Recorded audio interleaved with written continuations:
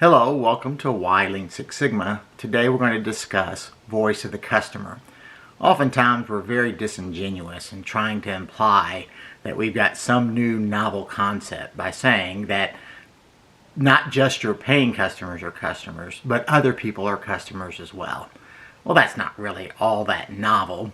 For a long time, folks have recognized that there are other people who are customers of our services, those who take our products or outputs. Now, the important ones usually are those who pay, but there's also those who are indirectly impacted by your outputs. Not just the downstream customers, which our Japanese friends taught us years ago, but also those who are around you that are affected by your product or service. If you are a chemical plant and you have people that live next door to you and you emit a smell from something, you've got some irate customers. They don't pay for anything, but by virtue of living next to you, they get your outputs. They're affected by your outputs. Now, early on, we used to call those voice of customers, voice of neighbors, and we'd have all these different variables at the end. And my good friend Jess Tankavich termed it voice of X. That means stakeholders, and there are a variety of stakeholders.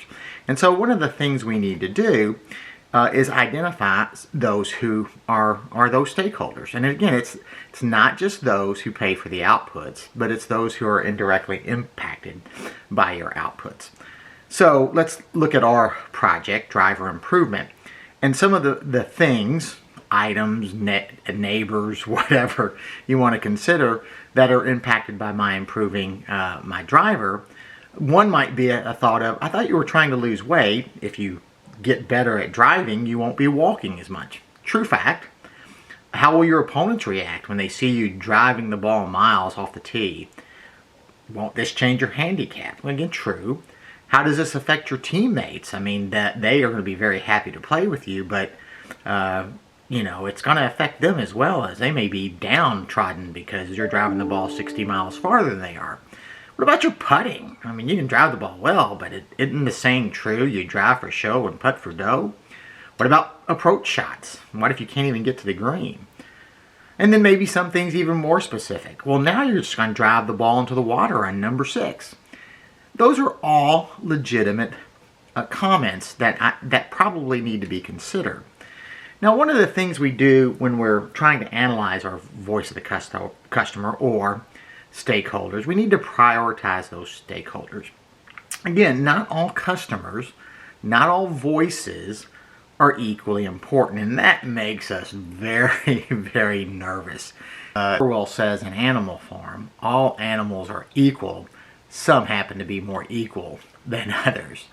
And that's true in this sense. Some customer voice is more important to listen to. Not just the squeaky wheel gets the oil, not that, but some of your customers have more impact on your value than others. And we like to group stakeholders based on similarities, and we call that segmentation. We might segment them by where they are, like various geographic areas in the country. Who they are, age, right? Sometimes you market things that are more hip to younger folks. Or how much they're buying. That's what airline industries do, right? You have gold, medallion, silver, platinum, etc., because those folks tend to spend more money with the airline than others. When do they do what they do? Is it early in the morning, late in the afternoon, weekends, days of the weeks? And sometimes we segment those customers and a Pareto will show up, but not always. I happen to be an alumni of the University of Louisville, and the way the old athletic administration used to do things didn't take into account what some of the voice was. The new administration does, and so they got some complaints from customers about the way the parking was done. I'm not going to go into the details, but there were some complaints, and so they went and did some surveys based on the complaints. They collected that data, and then they decided to make a change. Do you think everybody was happy with that? If you go to any conference room, any church, any area where people are together, office area, what happens with the temperature? There's always somebody that's too hot. There's always somebody that's too cold. and most people are generally okay if the temperature's at a certain range. Well, that's what voice of the customer is like. You're never going to make everybody happy, but you've got to decide who to make the happiest. All customers are equal. Some happen to be more equal than others. Now, again, in our in the way that the University of Louisville was handling it, they determined to go out and get some actual active data, getting some surveys. They actually ended up going out and doing focus groups as well.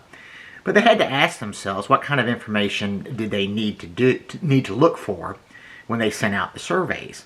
How were they going to send out the surveys? How much data were they going to get? And how were they going to validate the data? And I've already mentioned that. They're going to validate that data with focus groups. And so you actually collect your voice of the stakeholders. Now again, they started with passive voice, complaint data. And then they went to active voice. And they did go through the middle phase, which was research. They went to see how other universities were handling the parking situation. And it has created rage here in the city of Louisville on the way it's done. And the most vocal opponents to the new way it's going are those who liked it the old way. But again, there were only 10% of the folks who liked the old way, and 90% or so went in the new way. They haven't shared the data with anybody, but I'm pretty sure they're wise. They've done a lot of good things. They decided to go with a new way to do the parking, which I tend to agree with. It makes more sense than the old way. But again, it's going to ruffle some feathers because it's changed. But feathers were being ruffled the old way. In fact, apparently close to 90% of customers didn't like the way they were being treated in the parking situation. So they collected it and they came up with a plan. Now once you collect your voice of the stakeholder, this diagram's highly prized. It's a very, very interesting diagram. We call it the Connell Diagram, developed by the Japanese. There are certain things customers will say. They'll typically tell you what they want. And if you do better at it, they'll be more satisfied. That's that middle green line. But there's often times where they won't tell you what they want, but it's a basic need. A basic need of mine when I travel is that I am the only living, breathing thing in my hotel room. I don't mind plants. They don't breathe oxygen. They take in carbon dioxide. But I don't want ants, roaches, etc. in my hotel room. Now, I don't tell anybody that. It's an expectation. And we call those unspoken basics. Those are basic needs. If you don't hit those, I'm going to be very dissatisfied. And even if you hit them, I'm probably not going to care that much. If you do it very, very well, you sanitize the room, etc. Yeah, so what? I'm not really being happy about it. And then you have what we call delighters. Those are things that aren't spoken, but it really makes the customer happy. Like a chocolate chip cookie on the counter when you check in. I didn't say I wanted a chocolate chip cookie. In fact, I probably don't need one as a type 1 diabetic. But it's very nice when I check into my room and there's a chocolate chip cookie. Those are called delighters. That's how you make customers happy, even if you don't do it well. Even if that chocolate chip cookie wasn't as warm as it could have been when I got in the room, I'm still pretty happy about it. Now, if you want to capture market share, you better do dissatisfiers, and you better get better and better at the spoken needs or the satisfiers. If you want to enter the market, that's where you have to do delighters. And there's a whole study on that. I can't get into it more, but the basics of a Connell diagram help you see what you need to do. You need to focus, typically for Six Sigma projects, on those satisfiers, spoken needs, and the dissatisfiers. Let's make sure we don't break what we are already doing well. And that's all right. So we go out and we collect our data. And it does matter how we ask our questions when we collect the data. We don't want to be so specific as to miss some of the basic needs, but we also want to be specific enough to know what's important to the customer. And so we ask questions and we collect the data, and the next step is we put into what we call an affinitization diagram. Well, what's affinitization mean? Well, it's a perspicuous way to say grouping. You see my irony. Why don't we just call it the grouping diagram? That would be clear instead of saying perspicuous way. So we put into a grouping diagram an affinity diagram where we see themes break up. I actually like affinitization. It allows a group of people, you and your team, to take post-it notes where the information is collected, statements that the customer or stakeholders have made, and you put them in groups, and you soon find that some people want to move something from one group to another, and there's a lot of energy around getting these together, and it's messy and it's fuzzy. You can see that in this picture. It's not aligned. It's very, very fuzzy. But ultimately, as you work together, moving comments from one place to another, you may end up making 2 post-it notes that fit in both categories. And a lot of people like to do this stuff on a computer. I don't. I like the messiness of it. I like the discussion that happens when people move things back and forth together, and then drawing circles around things that are like, and then subgrouping, etc.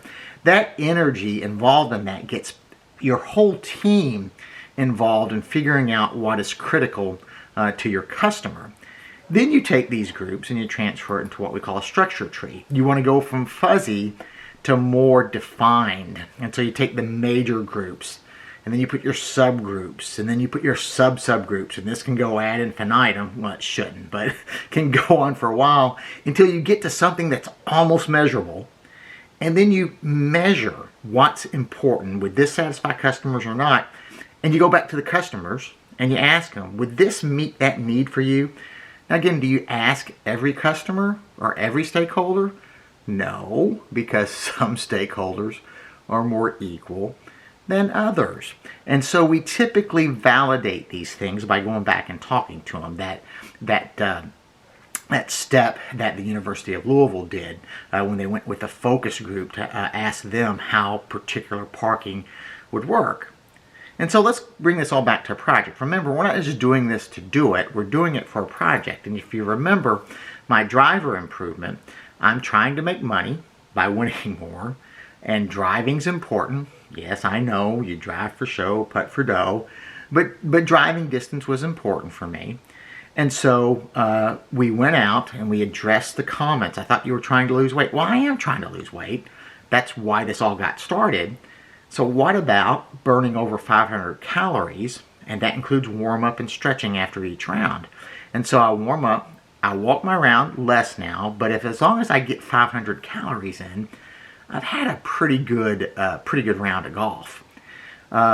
Instead of just landing distance greater than 240 yards because my swing speed's high, how about, again, how does it affect my customer? Well, I want to find my ball in less than 3 minutes.